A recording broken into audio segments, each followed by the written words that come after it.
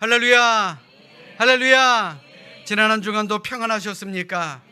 지난 한 주간도 행복한 가을 잘 보내셨습니까?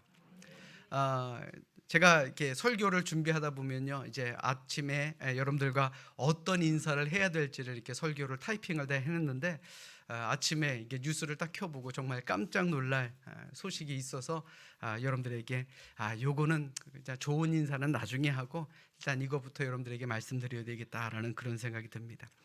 정말 밤새 안녕이라는 말 있죠. 오늘 어제 밤에 할로윈 축제를 했는데 이태원에서 정말 엄청난 사고가 있었나 봅니다.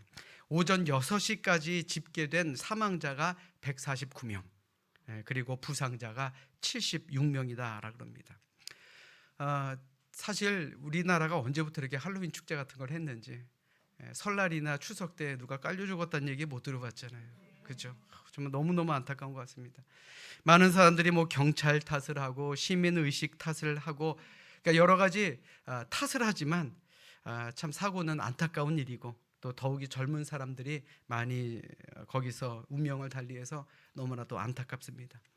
누구 탓하기보다는 사고는 어디에서든지 일어날 수 있다라는 그런 마음을 가지시고, 우리가 있어야 할 그 자리, 있어야 할 그 시간에 여러분들 모두가 함께 할 수 있기를 주님의 이름으로 간절히 부탁드립니다. 지금 우리가 있어야 할 자리가 어디입니까? 바로 예배의 자리입니다. 지금 이 시간 이 자리, 여러분들 가장 좋은 자리에 오셨다, 가장 평안한 자리에 오셨다라고 생각하시고, 우리 사망자들 위해서는 우리 명복을 빌어주시고, 또 우리 이 자리에 함께한 우리 모두와는 기쁨을 나누는 우리 모두가 되시기를 주님의 이름으로 간절히 축원합니다. 자, 우리 옆에 있는 분들과 이렇게 인사하겠습니다. 세상 유혹이 참 많습니다. 그래요. 지금도 단풍의 유혹을 이기고 이 자리에 오신 분들도 계실 텐데, 우리 다시 한번 옆에 있는 분들과 이렇게 인사합니다. 그래도 예배의 자리는 지키며 삽시다. 그래요. 다른 건 몰라도요, 우리 예배의 자리만큼은 빼앗기지 않는, 하나님께 예배하는 것이 우리에게 가장 큰 의무임을 다시 한번 기억하는 여러분들 모두가 될 수 있기를 주님의 이름으로 축원합니다. 여러분들에게는 어떤 스트레스가 있습니까? 사실 목회하는 우리 목회자에게도 참으로 많은 스트레스가 있습니다. 그러다 보니 목회자뿐만 아니라 여기 있는 우리 모두도 스트레스가 없는 세상에서 살고 싶다라는 그런 막연한 기대감은 분명히 있을 것입니다. 자, 그렇다면요, 스트레스가 없이 사는 것이 과연 행복할까요? 여러분 어떠십니까? 스트레스 없이 사는 것이 과연 행복하겠습니까? 대답이 없어요. 이거 뭐라고 대답해야 되는지. 미국 중서부 애리조나라는 곳이 있습니다. 그곳에는 부자들, 아주 큰 부자들이 고향을 떠나서 노후를 보내는 선밸리라는 도시가 있고, 그 안에 선시티라는 그런 마을이 있습니다. 그곳에는 노후를 맞이하는 사람들을 위한 실버타운입니다. 이곳은 청정도시입니다. 소음도 없습니다. 자동차도 몇 마일 이하로 꼭 달려야만 하는 그런 조용한 도시입니다. 쓰레기도 없고요, 최고의 주거 환경과 그리고 최고의 의료 시설을 갖춘 그런 병원이 있는 정말 은퇴자들의 지상 낙원이 바로 선밸리라는 도시의 선시티라는 그런 병원입니다. 그런 마을입니다. 그러니까 세상 모든 사람들이 부러워하는 최고의 도시다라는 것이죠. 그런데 이 도시에는 희한한, 조금은 이상한 통계 자료를 가지고 있습니다. 이게 뭐냐면 미국 내 치매 발생률이 가장 높은 도시다라는 겁니다. 참 희한하죠? 그렇게 좋은 곳인데 왜 치매 발생률이 높을까요? 그래서 한국의 정신과 의사인 이시영 박사님께서 이 도시를 방문해서 여러 가지를 원인을 살펴보았습니다. 연구 결과 이곳 사람들이 치매에 많이 걸리는 이유는 참으로 아이러니하게도, 자, 첫 번째, 일상적으로 겪는 스트레스가 없기 때문입니다. 자, 그리고 두 번째, 생활고에 대한 걱정이 없기 때문이라 그럽니다. 그리고 마지막 세 번째, 삶에 대한 변화가 없기 때문에, 어제 같은 오늘, 오늘 같은 내일이 계속되기 때문에 오히려 치매 발생률이 높았다라고 원인 분석을 했습니다. 그러니까 정리해서 말씀드리자면 이 도시의 문제는 아무런 문제가 없는 게 문제다라는 말입니다. 물론 우리도 스트레스 없이 사는 것, 근심 걱정 없이 사는 것 얼마나 좋겠습니까마는 오히려 여러 가지 어려움을 겪으면서 고민하고 갈등하며 사는 것, 그것이 오히려 우리에게 건강해지는 것이다 라는 말씀을 하는 재미있는 이야기였습니다. 오늘을 사는 우리도 마찬가지입니다. 우리의 삶이 늘 평안합니까? 저는 그랬으면 좋겠어요. 우리의 삶이 늘 평안했으면 좋겠습니다. 그러나 결코 그렇지 않습니다. 우리의 삶은요, 늘 문제투성입니다. 그런데 이 문제를 피하는 것이 능사가 아니라 이 문제들을 말씀과 믿음, 기도로 극복해 나가는 것, 그것이 바로 우리 그리스도인들의 삶임을 다시 한번 기억하시고, 이번 한 주간도 우리 스트레스 안에 있다라고 한다면 오히려 기도하며 믿음으로 말씀으로 이겨나는 우리 모두가 되시기를 주님의 이름으로 간절히 부탁드립니다. 힘겨울 때가 하나님이 일하실 때입니다. 아멘. 자, 우리 이 시간 성경 높이 들고 우리의 믿음을 고백합시다. 성경을 높이 듭니다. 저는 예수 믿어 구원받았습니다. 저는 예수 믿어 하나님 자녀 되었습니다. 저는 예수 믿어 천국 백성 되었습니다. 하나님께서 선물로 주신 오늘 하나님 말씀으로 가르침을 받습니다. 눈을 열어 주의 법 안에 있는 놀라운 진리를 보고 깨닫게 하소서. 아멘으로 순종하여 하나님께 영광 돌리는 삶이 되게 하소서. 아멘. 고백한 대로 사시는 여러분들 되시기를 주님의 이름으로 축원합니다. 사람들이 신앙을 갖는 동기는 참으로 다양합니다. 그러니까 사람들이 믿음 생활을 하는 이유는 참으로 다양하다라는 말입니다. 그런데 오래 믿은 사람이나 초신자나 사람들의 믿음 안에서는요, 각각 자기가 설정한 한계선이라는 게 있습니다. 자, 여러분들은 어떠십니까?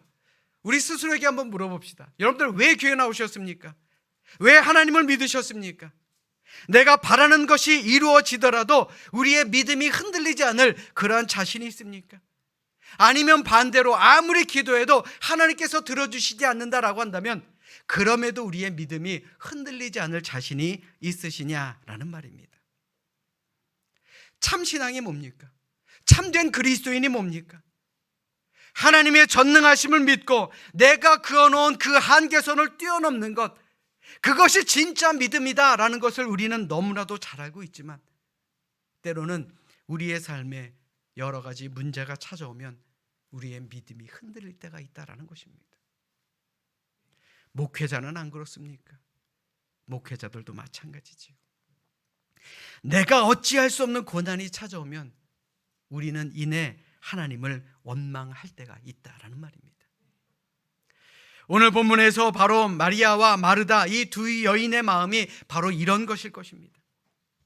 오늘 본문 이전의 말씀이지만 11장 1절의 말씀 보십시오.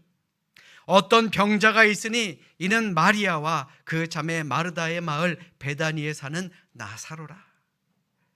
이미 나사로를 병자로 이야기하고 있습니다. 그리고 그의 가족은 우리가 너무나도 잘 아는 마리아 그리고 마르다라는 여인입니다. 사실 이 두 여인이 예수님께 원하는 것, 예수님께 바라는 것이 무엇이겠습니까? 바로 자신의 오빠인 나사로가 예수님을 만나고 예수님께서 그에게 손 올려주시고 그를 치료해 주셔서 건강을 되찾는 것 아니겠습니까? 오늘 본문 2절로 5절의 말씀을 한번 보십시오. 마리아는 향유를 주께 붓고 머리털로 주의 발을 닦던 자요. 그리고 5절의 말씀에 보시면 예수께서 본래 마르다와 그 동생과 나사로를 사랑하시더니 라고 말씀하고 있습니다. 예수님과 나사로 이 가정은요, 끈끈한 우정과 사랑을 가지고 있었던 그러한 관계였다라는 것입니다. 그런데 예수님께서 사랑하셨던 그 가족에게 그 어려움이 생겼다라고 하면 바로 가셨어야 됐는데 오히려 예수님께서는 나사로가 병이 들었다라는 소식을 들으시고도 이틀을 더 계시다가 늦게 가시는 바람에 나사로는 이미 죽었고 장례도 이미 치러지게 되었다라는 것입니다. 그러니까 한마디로요, 모든 게 다 끝나버렸다라는 얘기입니다. 오늘 본문 17절의 말씀해 보십시오. 예수께서 와서 보시니 나사로가 무덤에 있은지 이미 나흘이라. 우리나라는요, 사람이 죽으면 3일째 되는 날 장례를 치르게 됩니다. 그런데 이스라엘은 더운 나라이기 때문에 시신을 오래 둘 수 없습니다. 그래서 그날 해가 지기 전에 모든 장례 절차를 마치게 됩니다. 그리고 나서 문상을 받는 그러한 풍습이 있었습니다. 자, 여러분들에게 예수님 시대의 유대 지역 묘 사진 하나를 보여드리도록 하겠습니다. 여러분들이 보시는 사진이 바로 예수님 시대의 묘의 사진입니다. 구멍이 뚫려 있는 굴이 있죠. 위에서 보시는 것처럼 시체를 수습을 하고 그리고 저런 모양의 굴에 1년을 보관하게 됩니다. 차곡차곡 쌓아서 1년을 보관하면 1년 동안 거의 뼈만 남게 됩니다.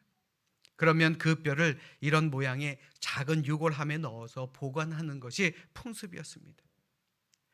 그들의 풍속이 어떻든 간에 이미 나사로는요 무덤 속에 안치되었고 이 두 동생들은 문상을 받는 모습, 그것이 오늘 본문의 배경이 됩니다. 자, 여러분들 한번 상상해 보십시오. 상상의 나래를 한번 펼쳐 보십시오. 이 두 자매는 과연 어떤 마음을 가지고 있었겠습니까? 이 나사로는 과연 어떤 마음이었겠습니까? 예수님께서 오시면 우리 오빠가 살아나겠지, 예수님이 오시면 내가 살아나겠지, 예수님만 믿고 눈 빠지게 기다렸던 가족들, 그 가족들의 마음을 한번 상상해 보시다라는 말입니다. 그토록 믿고 기다렸던 예수님, 이게 어찌 된 일입니까? 장례가 끝난 다음에나 오신 것입니다. 과연 예수님께서 무엇을 할 수 있겠습니까? 모두들 이제는 예수님도 아무런 소용이 없다라고 생각할 수 있지 않겠습니까? 그러다 보니 마르다는 오늘 본문 21절의 말씀을 통해 그의 한탄스러운 말을 토합니다. 마르다가 예수께 여짜오되 주께서 여기 계셨더라면, 예수님께서 여기 있었더라면 내 오라버니가 죽지 아니하였겠나이다. 예수님 여기에만 계셨으면요 우리 오빠 안 죽었어요. 그 이야기를 하고 있는 것입니다. 마르다의 믿음이 바로 이것이었습니다. 예수님께서 여기 계셨다면 내 오빠가 죽지 않도록 고쳐주실 것이다 라는 그런 믿음이었다라는 것입니다. 아무리 중한 병이라 그래도 예수님이라면 고칠 수 있다라는 것, 그것이 마르다의 믿음이었다라는 것입니다. 그런데 예수님은 오시지 않았습니다. 그리고 그의 오빠는 죽어버리게 됩니다. 그녀가 가졌던 마지막 믿음, 희망, 소망도 소용이 없게 된 것입니다. 왜 이제 오셨습니까? 무슨 소용이 있습니까? 그것이 마르다의 마음과 생각 아니었겠습니까? 자, 그런데요, 오늘 예수를 믿는 우리 믿음의 사람들도 이와 비슷한 마음을 갖습니다. 어떤 누구를 보면 믿음이 참 대단한 것처럼 보입니다. 기도하고 금식하면서 하나님께서 도와주실 것이다 라는 고백을 하고 삽니다. 그런데요, 뭘 믿느냐면요, 주님께서 나를 이 어려움에서 고쳐주시고 건져주실 것이다 라는 그런 믿음을 갖거나, 나의 질병, 내가 기도하는 것을 고쳐주실 것이다 라는 그런 믿음을 갖는 그리스도인들이 많다라는 것입니다. 물론 이것이 잘못된 것은 아닙니다. 그런데 예수님의 능력을 내 안에 가둬두고 사는 사람들이 많다라는 것이죠. 한번 생각해 보십시오. 그렇게 철석같이 믿었는데, 그래서 내가 금식하며 기도했는데 그 어려움이 해결되지 않는다면 과연 그들은 어떻게 하겠습니까? 더 이상 믿을 것이 없어지지 않겠습니까? 아무리 기도해도 소용없다라고 생각할 수 있지 않겠습니까? 아니, 내가 그렇게 열심히 믿고 기도했는데 내가 원하는 대로 이루어지지 않더라. 야, 예수님은 저 권사님, 저 장로님 기도만 들어주시나 봐. 나 잘 믿어봐야 소용없더라. 기도해봐야 소용없더라. 하나님은 내 기도 안 들으시나 봐. 목회를 하다 보면요, 정말 이렇게 생각하시는 분들 많습니다. 여러분들 잘 들으십시오. 권사라고 하는 사람이 어떤 분들입니까? 남의 믿음이 떨어진 사람들을 권하는 사람입니다. 힘을 줘야 되는 사람입니다. 그런데 이런 얘기가 누구에게서 가장 많이 나오느냐? 권사님 입에서 가장 많이 나오시더라고요. 믿음의 한계가 딱 거기까지인 것 아니겠습니까? 우리 마르다가 했던 말 다시 한번 읽어보도록 하겠습니다. 우리 자막으로 준비했습니다. 우리 함께 읽어보도록 하겠습니다. 자, 우리 함께 읽습니다. 시작. 마르다가 예수께 여짜오되 주께서 여기 계셨더라면 내 오라버니가 죽지 아니하였겠나이다. 아멘. 여러분들 잘 들으십시오. 마르다만 그런 게 아닙니다. 우리도요, 내 한계 안에서만 예수님을 믿기 때문에 우리도 이러한 모습에서 자유로울 수 없다라는 것입니다. 물론 죽음 앞에서 그럴 수 있습니다. 죽음은 너무나도 슬픈 일이기 때문에 그렇습니다. 내 가족이 죽은 다음에 예수님을 만났으니 얼마나 예수님 앞에서 한탄하고 싶었겠습니까? 죽음은 그만큼 슬픈 것입니다. 우리가 흔히 남의 죽음에 대해 말하기를 기독교인으로서 육체를 떠나면 오히려 그 죽음이 그 사람의 아픔을 치유하고 하나님 곁으로 가게 되니 오히려 축복이 아니냐라고 가끔 말씀하시는 분들도 있습니다. 그런데 그건 아닙니다. 죽음은 어찌 되었든 간에 참으로 슬픈 일입니다. 더는 이 세상에서 만날 수 없다라는 것, 그 상실의 슬픔은요, 어느 누구도 위로해 줄 수 없기 때문에 그렇습니다. 그러니 나사로의 죽음 앞에서 슬퍼하는 마리아와 마르다, 그리고 그들을 바라보시며 마음 아파하시는 예수님의 모습은 인간적으로 너무 당연하다라는 것입니다. 2021년 크리스천 투데이에 실린 한 인터뷰 기사가 있었습니다. 이 시대 최고의 지성이었던 이어령 박사의 마지막 인터뷰 기사였습니다. 이어령 박사님은 자신의 딸을 암으로 먼저 보냈지요. 그런데 이어령 박사님께서 하신 말씀 중에 가장 마음 아픈 일 중에 하나가 핸드폰에 지워지지 않는 이름, 그렇게 이야기를 하셨습니다. 그러니까 휴대폰에 저장되어 있던 딸의 단축번호를 누르면 언제든지 어디에 있든지 통화가 됐는데 아무리 멀리 떨어져도 쉽게 대화가 되고 또 이야기를 들을 수 있었는데 이제는 더 이상 그 목소리를 들을 수가 없다라는 것입니다. 그러면서 덧붙이신 말씀이 지금도 지워지지 않은 채 딸이 휴대전화 번호에 저장되어 있지만 이야기를 나눌 수 없는 그것이 죽음이다라고 말씀하셨습니다. 그러면서 뭐라고 말씀하셨느냐? 아무리 때를 써도 되지 않는 이 죽음에서부터 종교는 시작된다라고 말씀하셨다라는 것입니다. 사랑하는 여러분, 죽음은 참으로 슬픈 일입니다. 우리는 죽으면 모든 것이 끝난다라고 생각합니다. 그러나 우리에게는 슬픔을 이겨낼 수 있는 힘이 있습니다. 그 힘이 뭡니까? 바로 부활의 믿음, 즉 부활과 영생의 기적을 믿는 그 믿음입니다. 믿으시면 아멘. 아멘. 우리 따라서 합니다. 예수님은 모든 한계를 넘으십니다. 그래요. 예수님이 어떤 분입니까? 모든 한계를 뛰어넘는 분이십니다. 왜 이렇게 늦게 오셨냐라고 마르다가 말한 후에 그녀는 예수님께 이렇게 덧붙입니다. 오늘 본문 22절 말씀 우리 자막으로 준비했습니다. 함께 읽도록 하겠습니다. 함께 읽습니다. 시작. 그러나 나는 이제라도 주께서 무엇이든지 하나님께 구하시는 것을 하나님이 주실 줄을 아나이다. 아멘. 이 말이 무엇을 의미합니까? 상황이 이미 다 끝나버렸지만 그럼에도 불구하고 이제라도 예수님이 하나님께 기도하시면 하나님이 들어주실 것이다 라는 그런 믿음입니다. 참 꽤 놀라운 신앙이죠. 자기가 생각한 한계, 이 죽음이라는 한계를 이미 벗어났지만 그래도 하나님이라면, 그래도 예수님이라면 상상하지 못할 일을 하실 수 있다라는 믿는 신앙이 높은 단계의 신앙이다라는 말입니다. 즉 예수님은 하나님이시니까 예수님 기도하시면 뭐라도 어떻게 될 수 있지 않겠습니까? 라는 그런 말씀입니다. 이런 믿음을 가지고 있는 마르다에게 예수님께서 뭐라고 말씀하십니까? 예수께서 이르시되 내 오라비가 다시 살아나리라. 이 말씀은요, 지금까지 누구도 시도해보지 않았고 또 할 수도 없었던 인간의 한계를 벗어나는 그런 놀라운 기적을 베푸시겠다라는 말씀입니다. 이제 기대해. 이제 기대해. 내가 기적을 베풀어 줄게. 그 기대 그 믿음을 보고 하신 말씀입니다. 그런데 안타깝게도요, 마르다에게는 이 말씀이 그저 하나의 인사치레로만 들렸던 것입니다. 그래서 24절의 말씀에 보시면 뭐라고 말합니까? 마지막 날 부활 때에는 내가 다시 살아날 줄을 압니다 라고 이야기합니다. 마르다가 이렇게 말한 이유는 당시 유대인들은 초상을 당한 집에 가서 죽은 사람, 이 죽은 사람을 보며 가족들에게 이렇게 인사하죠. 마지막 날에 부활할 것입니다. 그러면서 유족들을 위로했습니다. 그래서 마르다는 예수님께서 하시는 이 말씀이 그저 우리를 위로하시는 말씀인가 보다 라고 받아 넘긴 것입니다.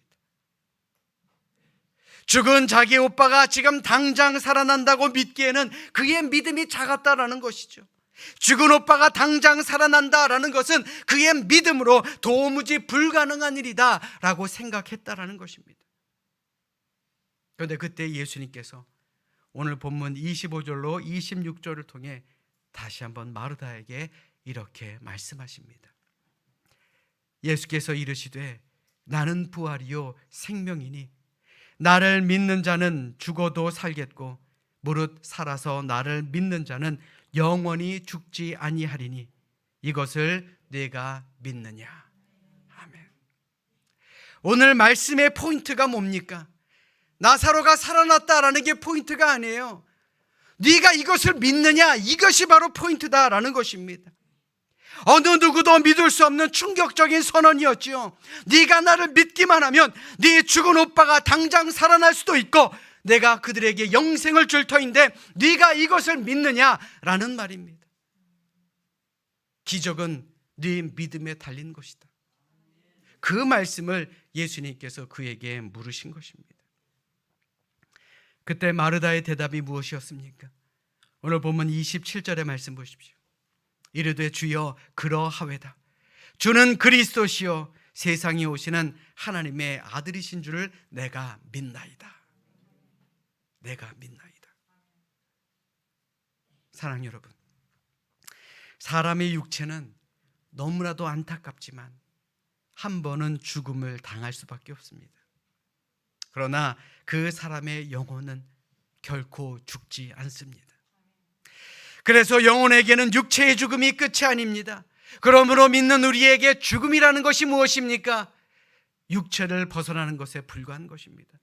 물질로 이루어진 이 세상을 떠나는 일에 불과한 것입니다. 그러므로 우리 모두가 예수님을 믿고 살다가 육체가 죽은 그런 우리 모두 천국의 백성으로 살아갈 수 있다는 그 믿음을 가지고 있으면 우리 모두는 영원한 삶, 예수님께서 허락하신 최고 행복의 삶을 누리게 될 줄로 믿습니다. 믿으시면 아멘. 자, 우리 옆에 있는 분들 한번 바라보십시오. 믿음이 있어 보이십니까? 저만 그렇게 보이나요? 믿음이 있어 보이십니까? 믿는 줄로 될 줄로 믿습니다. 예수님은 이것을 영생이라고 하셨습니다. 믿는 사람에게 주신다 그랬어요. 여러분들은 이 놀라운 사실이 믿어지십니까? 아니, 믿으십니까? 여러분들의 믿음대로 될지어다라는 예수님의 말씀이 지금 이 자리에 함께 하시기를 주님의 이름으로 축원합니다. 예수님이라는 분이 단지 우리가 이 세상을 살아가는 동안에 나의 병이나 치료해 주시고 내 마음에 평안이나 주시고 내가 사는 날 동안에 부족함 없이 어려움 없이 살아가게만 만든다라고 한다면 우리에게 죽음을 이겨내는 이 부활의 기적은 그저 다른 사람의 이야기가 될 수밖에 없음을 기억하시기를 주님의 이름으로 부탁드립니다. 부활은 우리의 이야기입니다. 자, 우리 옆에 있는 분들에게 이렇게 알려줍시다. 부활은 당신의 이야기입니다. 그래요, 우리 부활은요, 우리 모두의 이야기입니다. 그러므로 이제부터 우리 믿음의 한계를 깨뜨리는 여러분들 되시기를 축원합니다. 자, 뭘 깨뜨리라고요? 열심히 들었잖아요.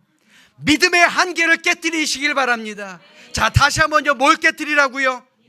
그렇죠. 믿음의 한계를 깨뜨려야 됩니다. 내 생각 속에만 계시는 예수님을 버리고요, 예수님의 능력 안에 나를 집어넣을 수 있는 그런 확실한 믿음의 사람들이 될 수 있기를 주님의 이름으로 부탁드립니다. 예수님은 오늘을 사는 우리에게도 이렇게 물어보십니다. 나는 부활이요 생명이니 나를 믿는 자는 죽어도 살겠고 무릇 살아서 나를 믿는 자는 영원히 죽지 아니하리니 이것을 내가 믿느냐? 여러분들 믿으십니까? 이 사실 믿으십니까? 다른 것은 몰라도요, 우리가 이거 하나만큼은 믿어야 됩니다. 예수님께서 우리에게 영생을 주신다라는 사실, 그 사실을 믿을 수 있어야 예수님을 바라보는 바른 믿음이 생겨나게 된다라는 것입니다. 물론 죽음이라는 건요, 어느 누구에게나 두렵습니다. 불행해질까 봐 두려워하고 죽을까 봐 두려워합니다. 나이가 점점 들어가면 들어갈수록 더욱더 죽음에 대한 고통이 우리에게 찾아오기도 합니다. 이는 예수님을 믿는 사람들도 마찬가지입니다. 주님을 믿었는데 주님께서 아무런 도움을 주시지 않을까 봐 걱정하기도 합니다. 내가 열심히 금식하며 기도했는데 하나님의 응답이 없을까 봐 때로는 두려워할 때도 있습니다. 그래서 자기 나름대로요, 행복을 잃어버리지 않는 여러 가지 방법을 찾게 되죠. 순진하게 하나님의 말씀만 따라가다가 아무런 도움을 받지 못하면 어떻게 하나 걱정해서요, 한 발은 세상에, 한 발은 교회 안에 이렇게 담궈두고 사는 분들 참으로 많습니다. 이론적으로는 하나님을 의지하면서 실제로는요, 자기가 믿고 의지할 만한 다른 것들을 의지합니다. 사람을 의지할 때가 있고요, 돈을 의지할 때가 있습니다. 권세와 권력을 의지할 때가 얼마나 많은지 모릅니다. 즉 하나님과 세상 사이에서 머뭇할 때가 있고, 두 주인을 섬기다 보니 삶의 회의를 느끼며 믿음의 회의를 느끼게 될 때도 있다라는 말입니다. 이런 믿음은요, 확신도 없고 생기도 없는 믿음입니다. 이름만 믿음이지 죽은 믿음 아니겠습니까? 자, 우리 옆에 있는 분들 눈을 한번 바라보십시오. 반짝반짝 빛나는 눈입니까? 아니면 머뭇머뭇하는 눈입니까? 반짝반짝하는 눈인 줄로 믿습니다. 자, 여러분들 잘 들으십시오. 진짜 신앙, 참된 신앙은요, 일종의 모험입니다. 나의 한계를 넘어서 하나님께 나의 모든 것을 맡기고 나의 미래까지, 나의 죽음까지도 맡기는 그런 모험입니다. 참된 신앙은요, 죽음이라는 인간이 그어놓은 한계선까지 넘어가는 그러한 신앙입니다. 하나님께서 아브라함에게 100살 때 얻은 그 독자 아들 이삭을 제물로 바치라고 했을 때 아브라함의 마음을 한번 생각해 보십시오. 눈앞이 캄캄했을 것입니다. 명령대로 내 아들 이삭을 제물로 바치면 이 아이가 죽을 텐데, 그러면 이 아이에게 걸었던 나의 모든 기대가 정말 모두 꿈이 다 없어지게 될 텐데, 만약 아브라함이 하나님과 세상 사이에서 머뭇했다면 과연 그가 믿음의 조상이 될 수 있었겠습니까? 우리도 믿는다고 하면서 우리가 그어놓은 한계선에 묶여 있을 때가 참으로 많습니다. 없을까 봐 겁내고요, 죽을까 봐 겁내고요, 아플까 봐 겁내고요, 잃어버릴까 봐 겁냅니다. 그러나 주님은 주님을 믿는 사람에게 부활의 영생을 주시는 분임을 믿는다면 우리는 그 믿음의 한계가 없어질 줄로 믿습니다. 왜요? 죽음까지도 우리는 이겨낼 수 있기 때문에 그렇습니다. 죽음 이후에도 영원한 삶이 우리를 기다리고 있다는 그런 믿음, 그런 믿음으로 살아가시기를 주님의 이름으로 간절히 축원합니다. 이 시간 진정으로 바라기는 우리 어떤 상황을 만난다 할지라도 더욱더 그것을 유익한 상황으로 만드시는 그 하나님, 그 은혜의 하나님이 우리의 하나님이고 우리가 그 안에 있음을 믿으시며 죽음까지도 뛰어넘는 담대함으로 영생의 기적, 죽음을 이기는 그 기적을 누리며 살아가는 우리 모두가 되시기를 이 시간 주님의 이름으로 간절히 축원합니다. 축원합니다. 우리 함께 기도하겠습니다.